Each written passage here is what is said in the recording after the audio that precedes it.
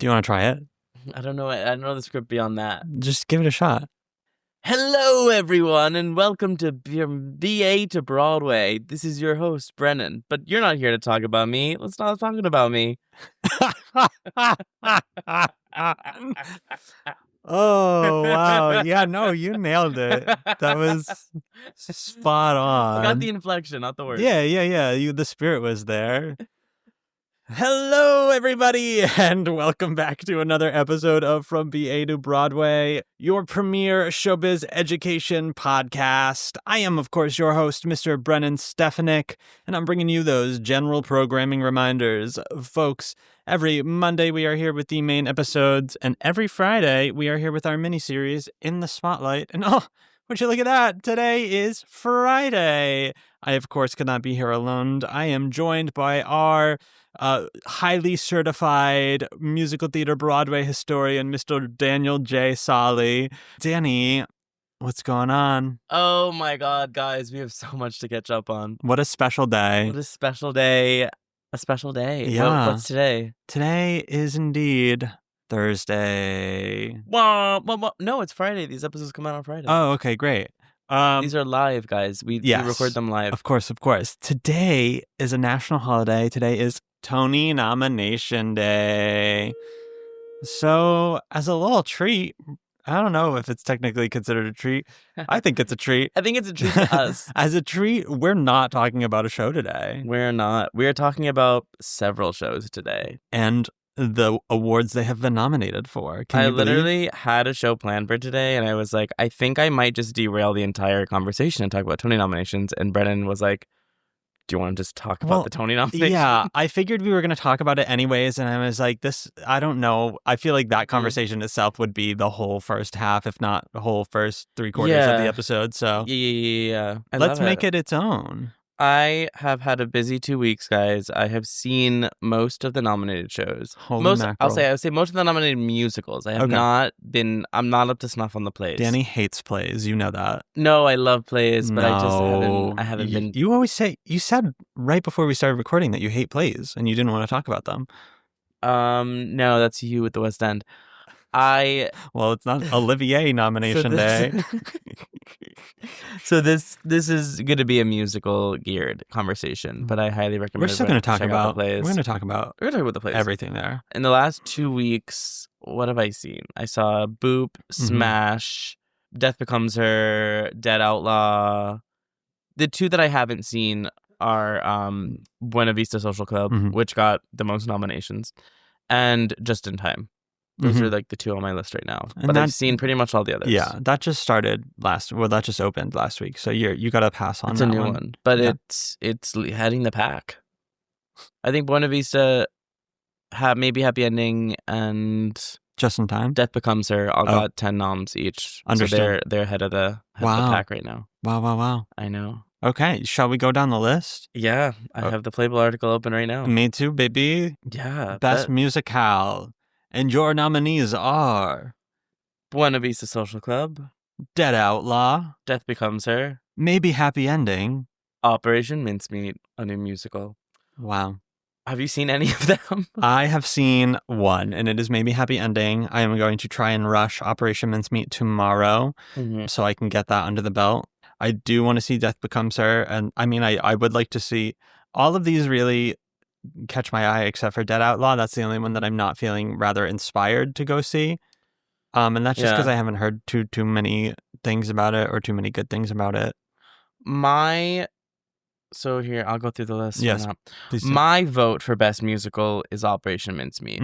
What I think will win Best Musical, and I think deservedly so, is Maybe Happy Ending. Okay. Those are my top two of the entire season. Yeah. I think they are well written, they're original, they feel fresh, they're really just like a delightful watch. I'd say Operation Mincemeat is hysterical. It's like very British farcical. It's like a cast of 5 and they're playing like 10 characters each, and it's just ridiculous and crazy. Maybe Happy Ending is just delightful. It's like a fucking delight. You're gonna go out crying. It's so good. It's just like, it makes you feel good, but it also is like kind of devastating a little bit. Yeah. I really, really like that show.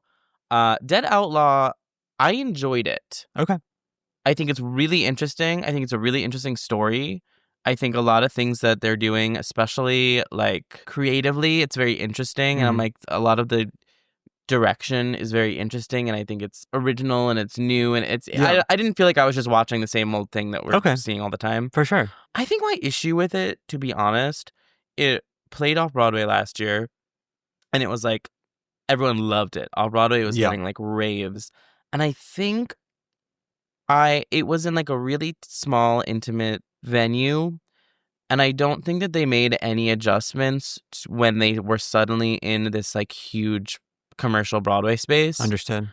And so I think that I could tell. Like I was like, I feel like when you're in a bigger space, you need to like expand the show, either physically or just like with something in order to fill the room. And I don't think they did. I was like, I think it's still a small, intimate show, but in a huge venue. Gotcha. I think that's where they lost me with it. But I think it's a really interesting piece, and I'm glad that it's getting recognition. Amazing. Death Becomes Her, I saw yesterday, and it was great. I've heard nothing but good things. It was really fun. It was really, like, is it a movie musical adaptation? Yes. Yeah. But I think the dancing is great. I think I mean, have you seen the movie? I have not seen the movie. I recommend you see the movie. Okay. There's a lot of like, it's not dependent on it, but there's a lot of like homages and nods towards the movie that I caught because I had just seen the movie. And I think they're doing really cool things with their effects. Their visual effects are really fun and exciting. I kind of put Death Becomes Her, Boop, and Smash in a similar bubble. Because they are kind of these like big splashy musical comedies. And I think that Death Becomes Her is like the top one of those three. Amazing. So if like one was going to get a nom, I think it should be Death Becomes Her. Heard. And Buena Vista I haven't seen. Yeah. So that's my rundown of them. Amazing. Let's go see that. Let's try and get to see that in the next couple of weeks. Oh, Buena Vista? Yeah. Oh, yeah. I'm definitely going to try. When are the Tonys happening? Tonys are happening... Usually June 8th. At 8 p.m. Eastern Standard Time on CBS and streaming on Paramount+. Amazing. Hosted by Cynthia Erivo this year, which should be fun and interesting.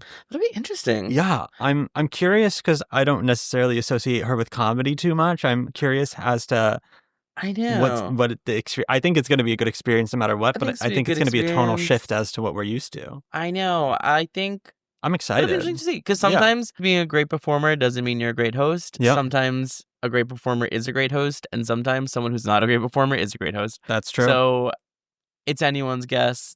I also kind of prefer, what was it, 2 years ago during the writer's strike when they were like, okay, just speeches, no. Yeah. I liked that better. Heard. For me, the award is about like, I want to see the performances from the shows and I want to see people accept the award. Yeah. I don't really care about the bits. I do want an opening number. I do love an opening number. Oh, you need an opening number and a closing number. Mm-hmm. But like, I don't want the bits. I think the bits actually take away time from the speeches, and I'd rather hear the winners talk. Gotcha. So that's my take. Heard. And I think Cynthia will kind of give us that. Yeah, I think so. She's not like a tongue-in-cheek kind of a, Mm-hmm. But maybe she is, and we just don't know her. We'll see. We'll see. Okay, moving on. Best Play. And the nominees are... So we have English, The Hills of California. Oh, I thought we were switching back. You go. Okay. Do you want to start here? You can start over again. And the best plays, and the nominees are... English. The Hills of California. John Proctor is the villain. Oh, Mary. And Purpose. Mm-hmm. I have not seen any of these. However, I have a very strong feeling, and I feel like most of us have for most of the season, that Oh, Mary will probably be sweeping. I think, yes. I do see a world where Purpose comes in. Okay. With the surprise sweep. Understood. But I don't know.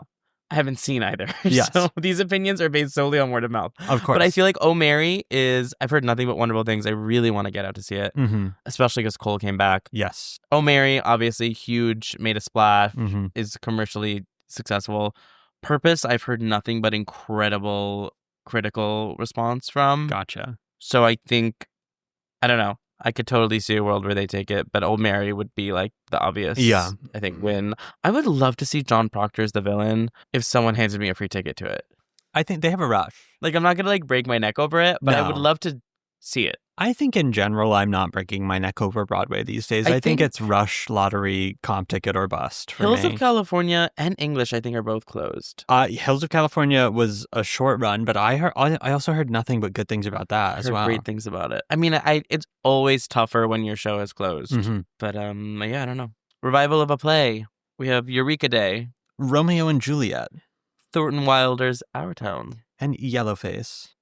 Could be anyone. It could be any of these. I don't know. It could be. I haven't seen them. I mean, Yellowface had Daniel Day Kim, who is a very famous, prominent actor, known for a lot of prestigious things. So I would imagine that was probably a very good show, or at least a very good performance. Romeo and Juliet had the Rachel Zegler and the Gen the Z gay boy. heartthrobs. What's his name? Kit Connor. Got it from the gay show. From the gay show. I don't know if he's. Yeah, he might be straight. I think he might be straight. I think he's bi. Yeah, that would check. I think it was dramatic, actually. Oh, wow. Because people were bullying him because they were like, straight actors shouldn't play gay parts, whatever. And then he was like, I'm actually queer. Thanks for bullying me out of the closet. Yeah. But it could have been a PR stunt. Gotcha. But I believe him. Yeah. I don't care.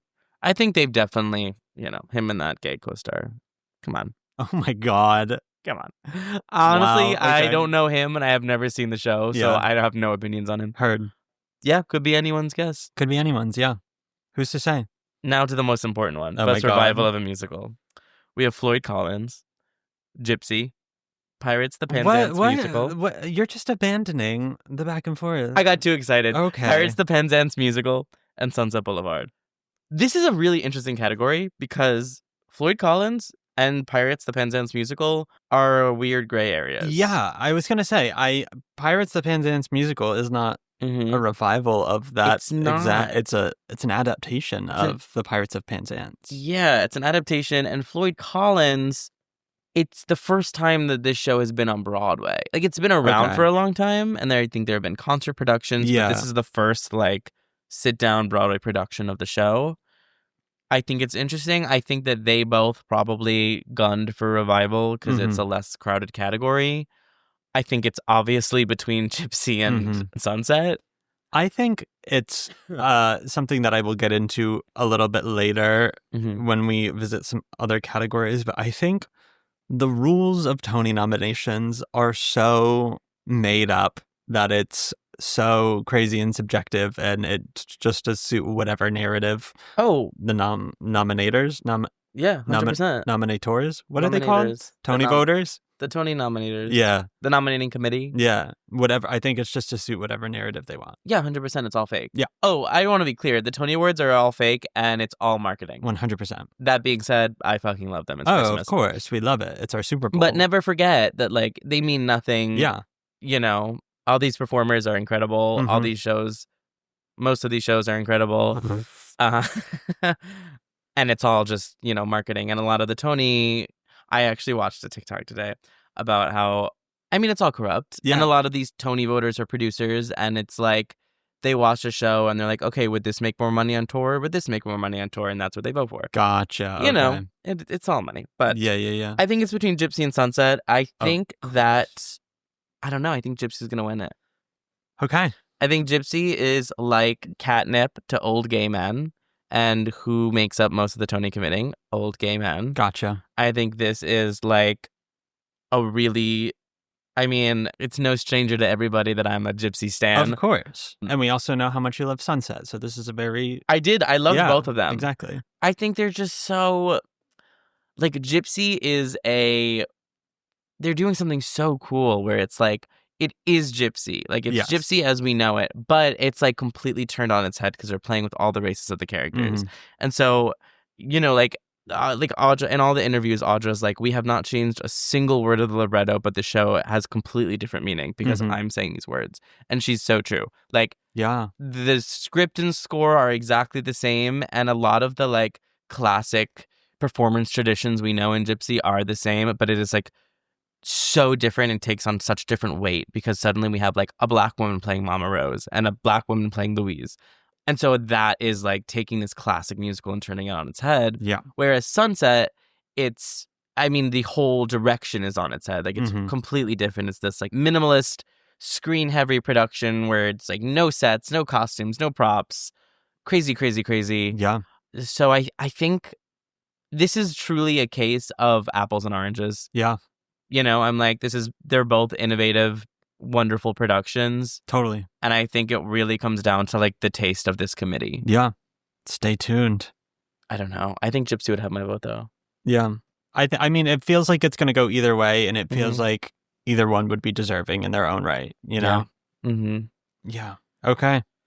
Moving on, we got Best Performance by an Actress in a Leading Role in a Play. Mm-hmm. Also, why are these categories still gendered? It's 2025. I thought we've made our splashes. Come on now. We can get into that conversation. I mean, yeah. Anyways, Leading Actress in a Play. We have Laura Donnelly, The Hills of California. Mia Farrow, The Roommate. LaTanya Richardson Jackson, Purpose. Sadie Sink, John Proctor is the villain. And Sarah Snook, The Picture of Dorian Gray. What I love to point out is that the Patty LuPone snub, iconic. Wild. I didn't see any of these. Yes. I think that as a Succession stan, I really want to see The Picture of Dorian Gray. Okay. I think Sarah Snook is kind of the favorite right now to win, but I see a world where LaTanya Richardson Jackson comes in and takes it. Gotcha. And it's anyone's guess. Her- Or I see a world where whoever wins, and Patty LuPone storms the stage and takes the trophy. Imagine. That would be incredible. It's Mia. Wild. Okay. Best performance by an actor in a leading role in a play. George Clooney, Good Night and Good Luck. Cola Scola. Oh, Mary. John Michael Hill, Purpose. Daniel Day Kim, Yellowface. Harry Lennox, Purpose. Lewis McCartney, Stranger Things, The First Shadow. Kind of iconic, the Stranger Things representation. Wild. Yeah. I don't think they got a single other nom. Honestly, I could see this going a lot of different ways. I think Cole is probably the favorite to win. Yeah. I know that people have loved John Michael Hill and Daniel Day Kim in their respective shows. I have not heard anything about Good Night and Good Luck, and I think that's probably because tickets are so expensive that nobody that I know can afford them. Completely priced. I've heard it's very good. Okay. And I see a world where George Clooney takes it and everyone is just like, okay, fine. Yeah. So this one is kind of anyone's guess to me. Interesting. To someone who hasn't seen a single one of these shows, it's anyone's guess. Yeah, for sure. But that leads to my first derailed point that there are indeed, for both leading actor categories, there are 6 people nominated, and there are only 5 in each leading actress category. I know, and I'm not brushed up enough, I think, on the rules of the nominating rules to know. From what I understand is that if there is a tie for 5th place, essentially, they then make it into 6 people. Oh, so that's what it's about? However, if we're experiencing that for 2 of these major categories, just make it 6 people. That's really interesting. I also know that producers can buy a nomination. Oh, okay. Interesting. Yeah, I'm like, why not just make it 6 for each? It's not like there aren't any other leading actresses that deserve to be nominated. I guess the question then comes of like, okay, if we make it 6 and then there's a tie for 6th place, do we bump it up to 7? Well, that's not helping my point at all, Danny. I don't know why you would say that. That's the foil to your point. I mean, of course. So I guess, because I just didn't know. So I guess the default is 5 and 6 is kind of the special circumstance. I guess. But once again, the rules are made up. None of this is real. All right, so best performance by an actress in a leading role in a musical. Yes. Megan Hilty, Death Becomes Her. Audra McDonald, Gypsy. Jasmine Amy Rogers, Boop, the musical. Nicole Scherzinger, Sunset Boulevard. Jennifer Simard, Death Becomes Her. We all know it's between Audra and Nicole. Yeah.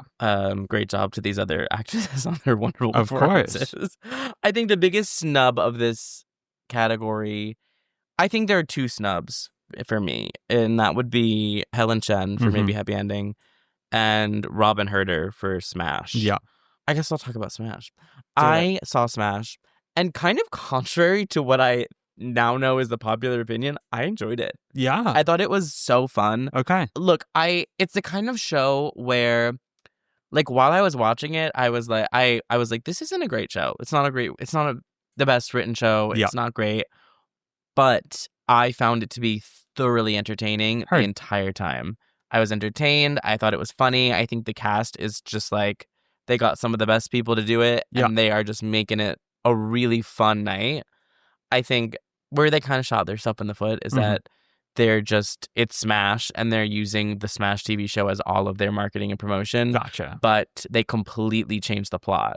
So anyone who really loves Smash or is like married to the TV show, I think is having an issue with this show because Understood. they basically took the characters and created a brand new plot. Gotcha. I think Robin Herder, who like was never on my radar before, is like one of the best triple threats. Oh, Broadway. 100%. Like I didn't really like know of her before. Yes. She's incredible. True triple threat.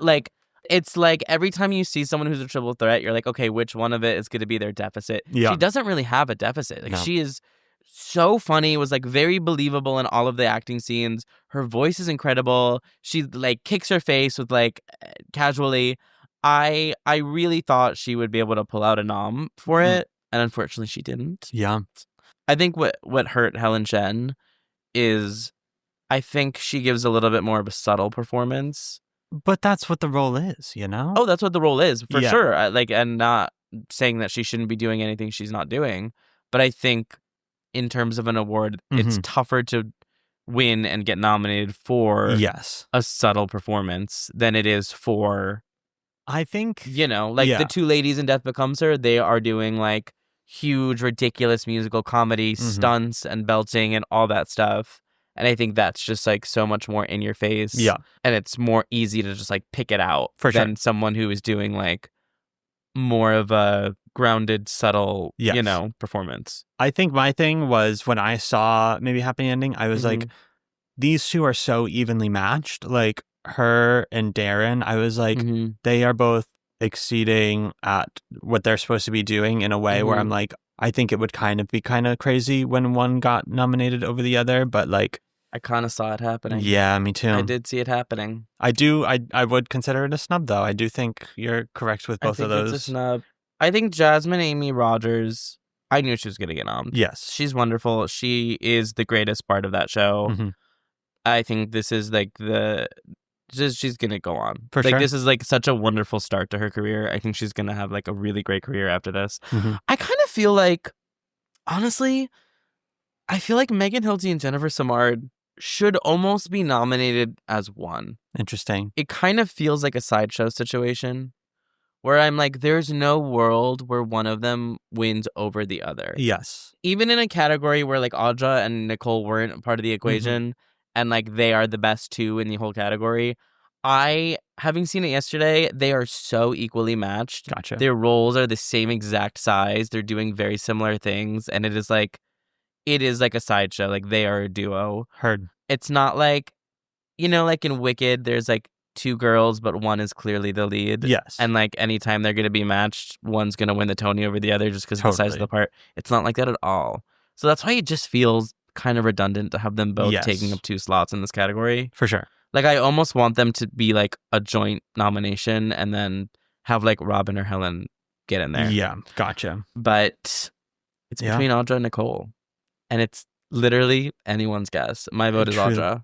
I don't know. I haven't seen Gypsy, but I just, based on the culture of everything happening, I think it might be Nicole. I don't know. I think we're literally going to have to wait and see. It's a nail biter. I don't know. Literally no way to tell. I think Audra is doing God's work. Her acting.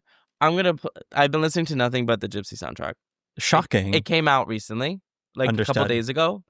I have been listening to it on repeat. Nothing. It's already like the top of my on repeat because I just am listening to nothing else. It is such a good album. They added so much dialogue. It is like neat. Really theatrical in that way. I'm going to play you a little snippet. This is my hyperfixation, the way she says the word life. I fought your whole life. So tell me, what did I do it for? Come on. She's giving Medea, Greek, Shakespearean. She is like into the core of the... Oh my God, I hope she wins. Wow. I hope she wins. For sure. But Nicole is great. Yes. I think Nicole is wonderful. Yes.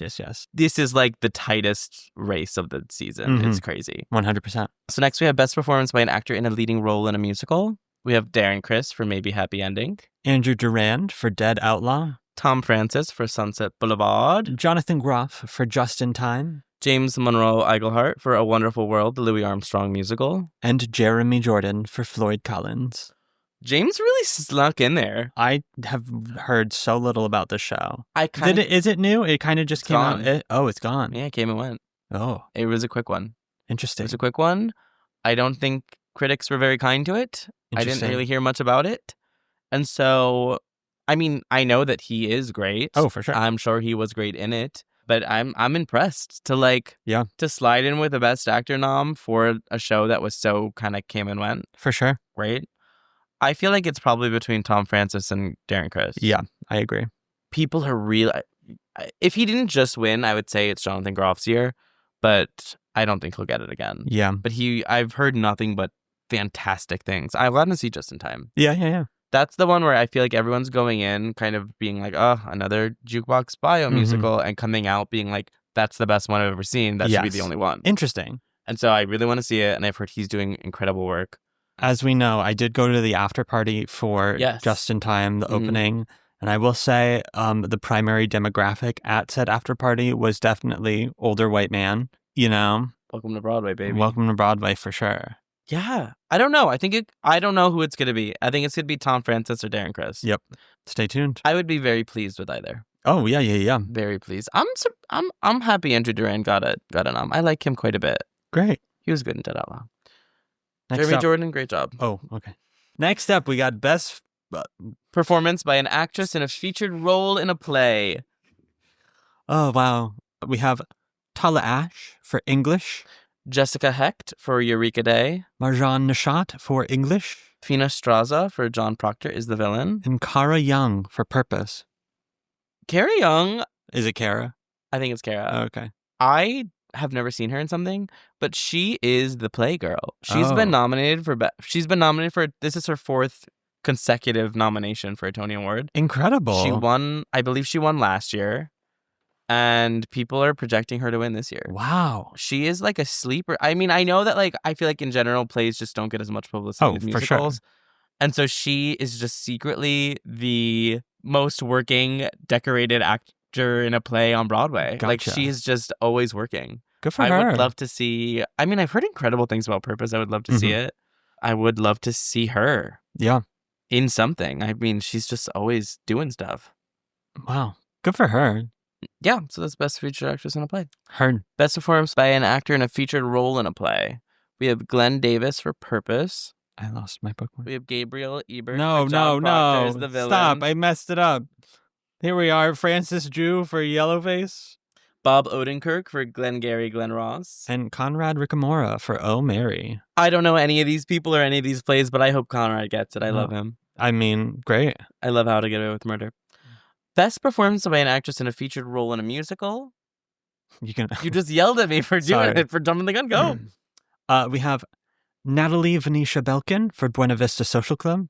Julia Niddle for Dead Outlaw. Gracie Lawrence for Just in Time. Justina Mikado for Real Women Have Curves, the musical. And Joy Woods for Gypsy.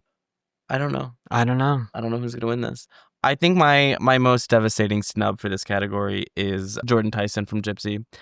You know, it's a hard sell for June to get a nomination, but I think she was, aside from Audra, she stole the show for me. Oh, wow, okay. And that is kind of the consensus too.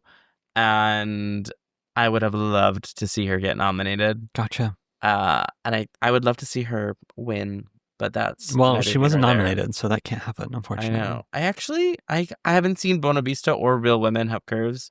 So I guess I haven't seen, or Just in Time. So I don't really know a lot about these performances. Real Women Have Curves really got snubbed. I've heard nothing but great things. Yeah. And it got no nominations. Gracie Lawrence, good for you, girl. I love... Literally, I'm very curious. I would love to see her perform live. I love her band. Yeah, I'm a big fan of her band and her music. So I don't know. I don't know who could win this one. I know Joy Woods is kind of like the people's princess. Great.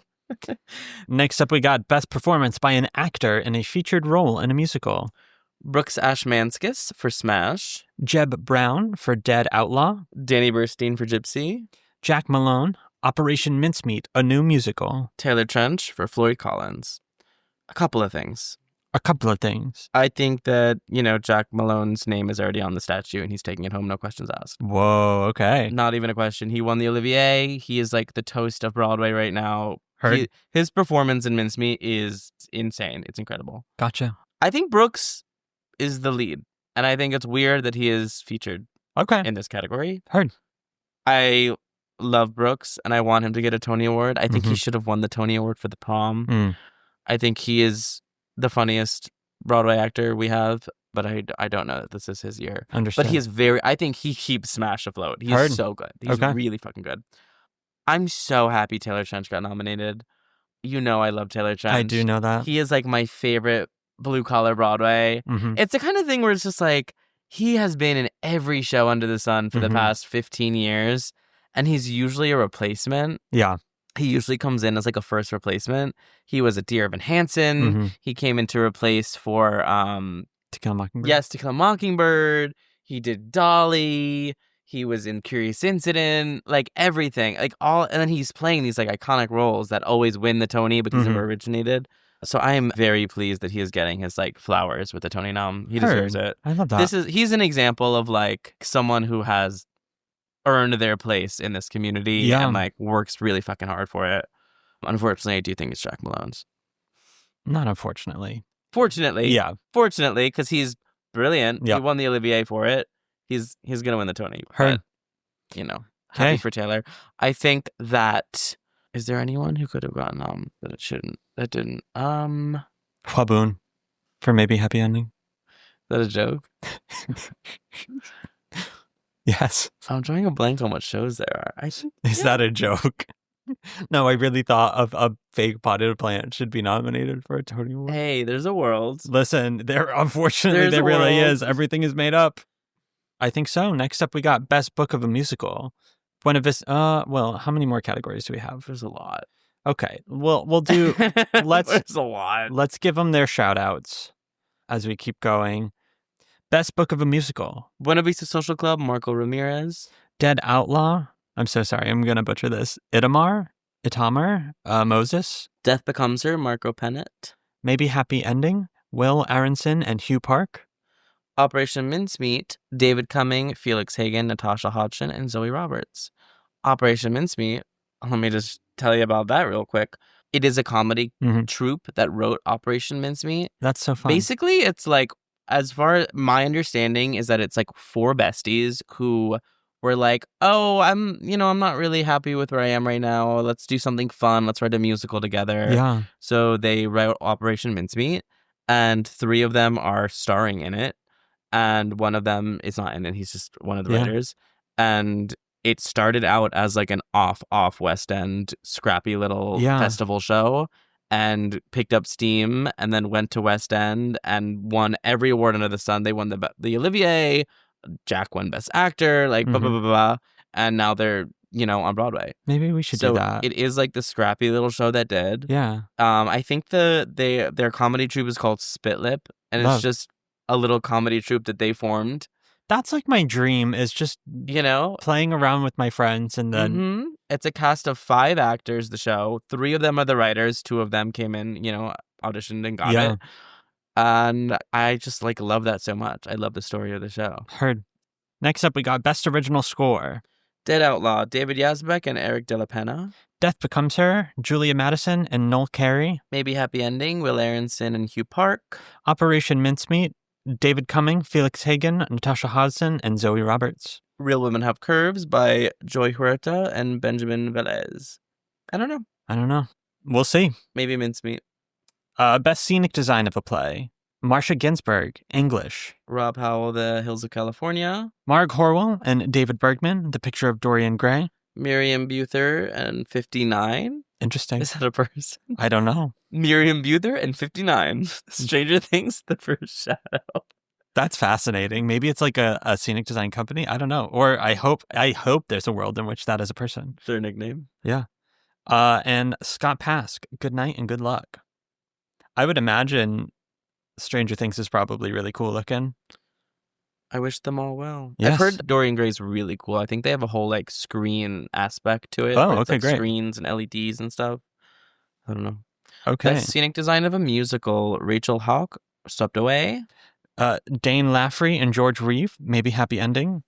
Arnulfo Maldonado, Buena Vista Social Club. Derek McLean, Death Becomes Her. Derek McLean, Just in Time.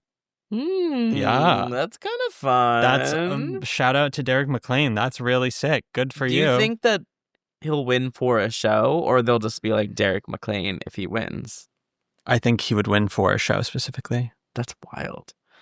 I don't know. I wouldn't be surprised if Swept Away won. I was going to say, didn't they do a whole entire turn your whole stage upside down? Yeah. Did you that see it? show? No. Okay. Did you? No. That show came and went, and kind of the only thing I really heard about it was the scenic design. Yeah. So I see a world where they win. Sounds pretty spectacular of a feat. Yeah. Okay, next up we got Best Costume Design of a Play. Brenda Abandondolo for Good Night and Good Luck. Marg Horwell for The Picture of Dorian Gray. Rob Howell for The Hills of California. Holly Pearson, Oh Mary. Bridget Reifenstuhl for Stranger Things, The First Shadow. So then Rob and Marg both are repeating from Scenic Design as well. That's interesting. Oh, they did both. Huh. Yeah, That's kind of unusual. I'm into it. All right. Best Costume Design of a Musical. Dade Ayit for Buena Vista Social Club. Greg Barnes for Boop, the Musical. Clint Ramos for Maybe Happy Ending. Paul Tazwell for Death Becomes Her. And Catherine Zuber, Just in Time. I think it's Paul Tazwell. The Death Becomes Her's costumes are pretty stunning. Heard. They're stunning. There's a ton of them. Mm-hmm. The gowns. Yeah. They're really fun. That's all I got to say on that. Amazing. Best Lighting Design of a Play. Natasha Shivers for The Hills of California. John Clark, Stranger Things, The First Shadow. Heather Gilbert and David Bengali, Good Night and Good Luck. Natasha Katz and Hannah Wisleski, John Proctor is the villain. Nick Schleiper for The Picture of Dorian Gray. I wish them the best. Yeah, once again, I don't know. Those plays aren't happening in the dark, people. Listen, lighting design is so hard. That was probably one of the most rewarding classes I've ever taken was lighting design. It is truly such a science and also an art form in one. Like, A, the science of color, but B, like the how to make it actually work in a physical space and how to make it carve things out is absolutely crazy. It's also tricky. It's so hard because I guess the goal, similar to sound design, I feel like there's a huge aspect of it where if you're doing a good job, we're not going to notice it. Exactly. So it's almost like that much harder to say that the lighting design is good because you're like, oh, I actually didn't realize that like the light coming in the window that looks natural is actually such a meticulously crafted lighting cue because it looks natural and I'm not supposed to look at it because it's not the focal point of the scene. For sure. It's just like it is such a mind fuck for me because I'm like, I don't know how to determine what's good lighting design. Truly. It's very hard. I suggest anyone out there that has a lighting design course available to them, take it. It'll give you a new appreciation. Probably a really good aspect of a BA program you have to do. Truly. Yeah. And let me tell you, when you're lighting yourself for self-tapes, it helps. Yeah.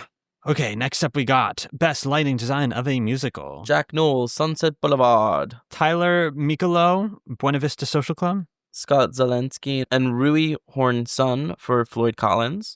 Ben Stanton for Maybe Happy Ending. Justin Townsend for Death Becomes Her. I think technologically speaking with lights, Maybe Happy Ending was definitely very cool. Oh, that was cool. Yeah. Because Death Becomes Her had a lot of fun lighting stuff, but it was a lot of like flashy, like bright lights and, abrupt changes and stuff. That was really cool.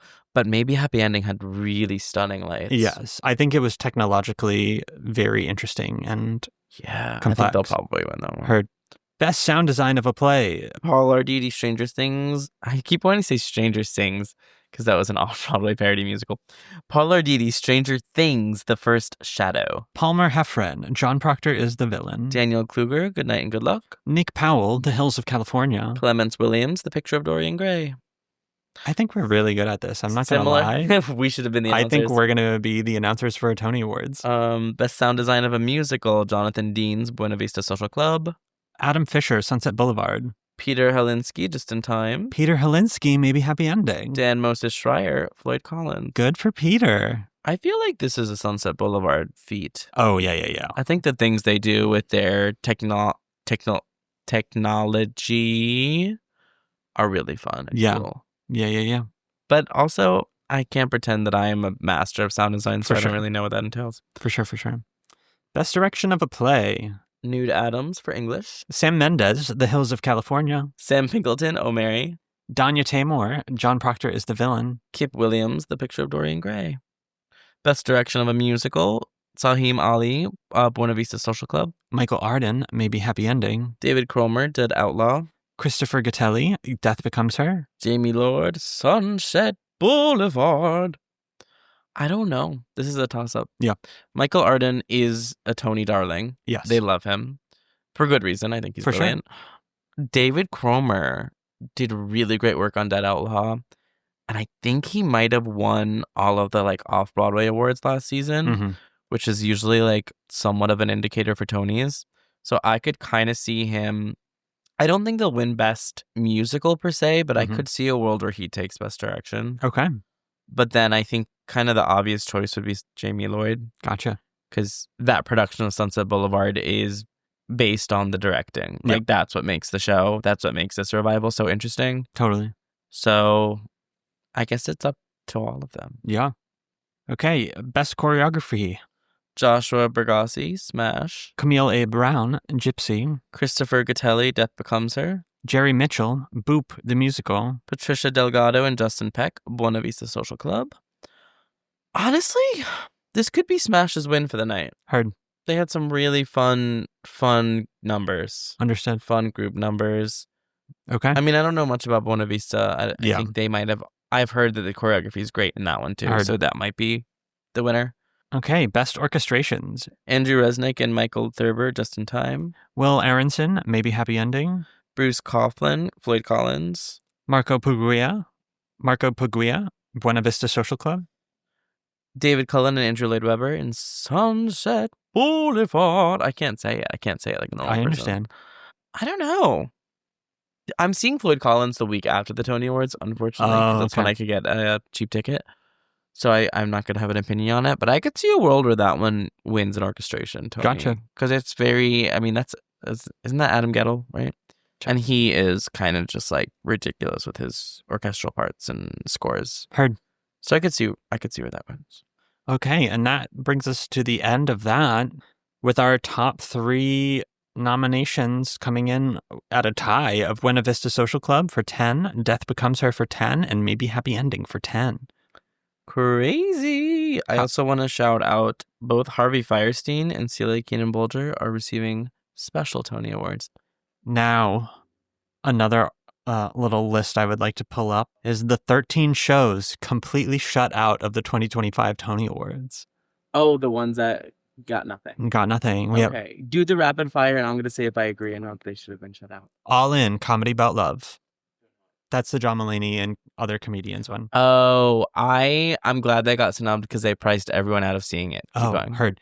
Cult of Love. Don't know it. Okay. Yeah, didn't hear about that. Home. Don't know it. It was The Roundabout, actually. Interesting. Job. I heard that was incredible, actually. Oh, okay. Yeah. Well, snubbed. Left on 10th. I didn't these hear are all anything about plays. it, but I saw the marquee. Uh-huh. Next we have McNeil. Don't know it. That was Robert Downey Jr. That was the one that he was in. Oh, yes. Yeah. I didn't really hear much about it. Heard nothing. Once again, probably very expensive. Probably priced out. Stephen Sondheim's Old Friends. They did. That is actually one I'm dying to see. Mm. I think it's tricky because it's a review. Gotcha. Everyone, when I was reading predictions and stuff, everyone didn't really know where to put that one because it's a review, and it didn't win any Olivier Awards. So I don't know if it was a Tony contender. Yes. But, yeah. Once Upon a Mattress. I was hoping that I don't think it needed Tonys, especially because it was a short run. It came and went. I didn't think it was going to get nommed, but I was kind of hoping that Sutton would get nommed for Best Actress just because everybody would be so up in arms about it. Yeah. And it would be like, hey, remember I was in the show 8 months ago? I got a Tony nom. Oh my God. But I kind of knew it wasn't going to get nommed. Othello. Oh, I'm not surprised about this one, actually, because I've actually not heard great things about it. Yeah, the review I heard was that I think my friends saw one of the previews, and Denzel and Jake were both still calling for a line for line, most of yeah. the show for this play that has been around for hundreds and hundreds of years. And for this play that they're charging hundreds and hundreds of dollars for tickets. Also that. Here's my hot take. I think that tickets for a preview period of a show should be no more than like $50. Oh, yeah. If you're charging $200 for a preview ticket of a show that is still in rehearsal, like if you're calling line for a preview, that's fine. Don't Yeah. charge me $200 for you to No. call line. No. Yeah. Redwood. Thank God it was snubbed. That's all I gotta say on that. Tammy Faye. Ooh, I don't know. That one came and went. I don't know Also anything came about out. it. Yeah. I wish I got to see it though. Heard. It just felt a little unnecessary. Yeah. I was like, we just had the giant Oscar-winning movie. Mm-hmm. The time just didn't feel ripe for a Tammy Faye musical. For sure. But I actually heard it was kind of fun, so I don't know. Heard. And then last but not least, The Last 5 Years. I could have told you that. Yeah. Yeah, obviously. It was going to get snubbed. I haven't heard a good thing about it. I heard that Adrian is good, but that's it. You know the most positive review I've heard? Please tell me. It's not quite as bad as everyone's saying. Oh my God. Whoa. I think I'm like, that is not a good Whoa. review. That's rough. That is a rough review. Damn. It's not terrible. No. Okay, well, that is your Tony noms for this season. I feel pretty satisfied. Yeah. I think I am excited for a lot of the... I feel like there is so much that is up in the air with this one, like, because things are in such close contests that I'm like, Yeah. this is kind of electric. Like, I feel like there hasn't been this kind of clash in a very long time where it really could go any way for a lot of things. Yeah, I think so. I think it's an interesting year where like the snubs feel just as loud as the nomination. Interesting. You know? Tea. Like these like best actress snubs are like speaking volumes to Mhm. me. But at the same time, like let's be like so perfectly clear, it's literally between Audra and Nicole. For sure. And like nothing else matters, you know? Oh. It's like the revival, it's between Gypsy and Sunset, nothing Yeah. else matters. So I guess yeah. Mhm. But that one's gonna be crazy. Yeah, I feel like there aren't a lot of clear winners, for sure. right? Yeah. Like I we agree. don't know who's gonna win. No. I only feel sure about Jacques Malone. I could be wrong, but I really think he's gonna win. Yes. Other than him, like I don't feel sure about any of the performers. Yeah. Or I feel pretty confident that maybe Happy Ending's probably gonna win Best Musical. Gotcha. Just on the way that things have shaped out. Mhm. Yeah, I don't know. I think of what I've seen, my top 2 shows to recommend would be Operation Mincemeat Mhm. and maybe Happy Ending. Those Yeah. are my top 2 of the whole season.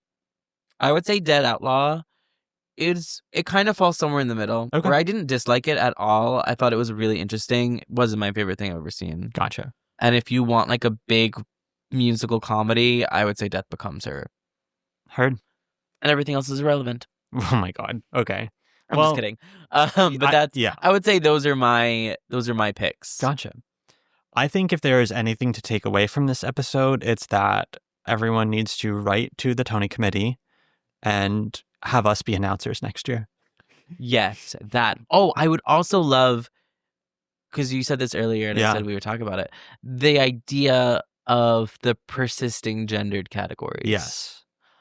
I guess my question is, what is the alternative? I think 2 awards for best performer in whatever category and everyone be in one big pool. So like best lead performance, Yes. and there's 2 winners? Yes. Okay.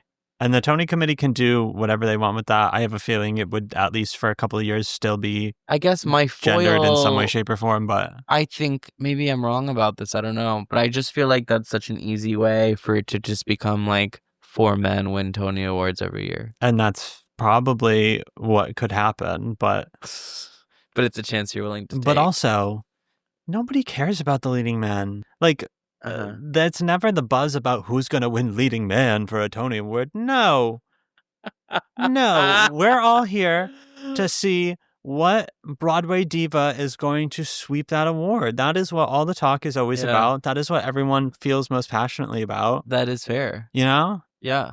So I think, I just feel like I don't know what there has to be a better answer. I just For don't sure. know that I know what it is. Yeah. Which I guess is good that I'm not the producer of the Tony Awards, so I don't have to figure very this true. out. Yeah. But I do wonder like what the foil is. Mm-hmm. And I think it's an interesting, not sad, but I would love like an unfiltered conversation about how certain actors feel about having to choose which category that doesn't align with them. For sure. You know? I also think it could have been really powerful if that had been put into practice this year, immediately after the change in administration. And with so many aspects of theater starting to actually be affected by said changes. I also would imagine, again, I don't know their processes. I would imagine like such a huge change in procedure would probably be hard to enact. Like, I don't know who decides that, or like, is there a vote? Once is there again, like a group of people? We're making up rules left and right. Like, well, I know they're all made up, but I don't like who makes them up. Yeah. Is that equity? I don't think so. I think it's probably a group of old white men. Who's Mr. Tony? Who is Tony? Actually, I believe Tony was a female. Well, it's the Antoinette Perry Awards. Yeah. If I want to put my theater historian hat on. No, like I this is easily researchable probably. Like who's like the CEO of the Tony Awards, like who decides that? Yeah. Or is it like the Tony nominating committee would have to like vote on that? Because I know it's a huge deal when they like add a category or take away a category. I mean, it's kind of crazy that there's still no best ensemble category. Sure. There's no best music director. Like, how is music direction not a category? They are like 1/3 of the production team. Yeah. So that's why I feel like such a huge overhaul is tricky. Because it's like, how does, I don't know. Well, you know what? We're not getting paid to make these decisions, so yeah, we don't have to. We can just sit here and speculate. I know. I mean, we had that historic year with J. Harrison Ghee winning and Alex Newell winning. That was the same year, right?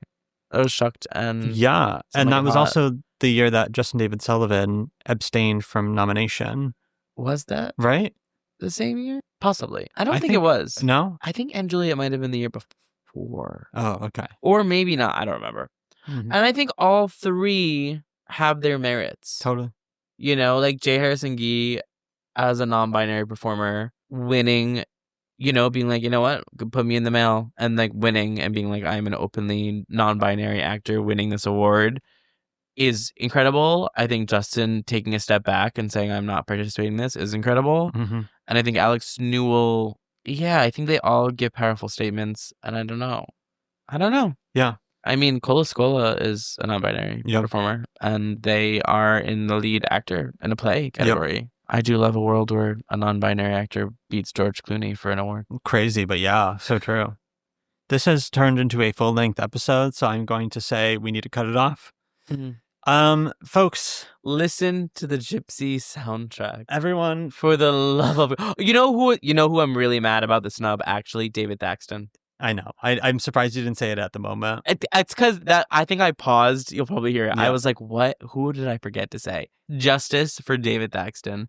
He was my favorite part of Sunset Boulevard. I'm so happy that he was your favorite part. And I know they're not the same, and they're probably totally different nominating committees, but it's crazy that someone who like can win an Olivier can then like not get nominated.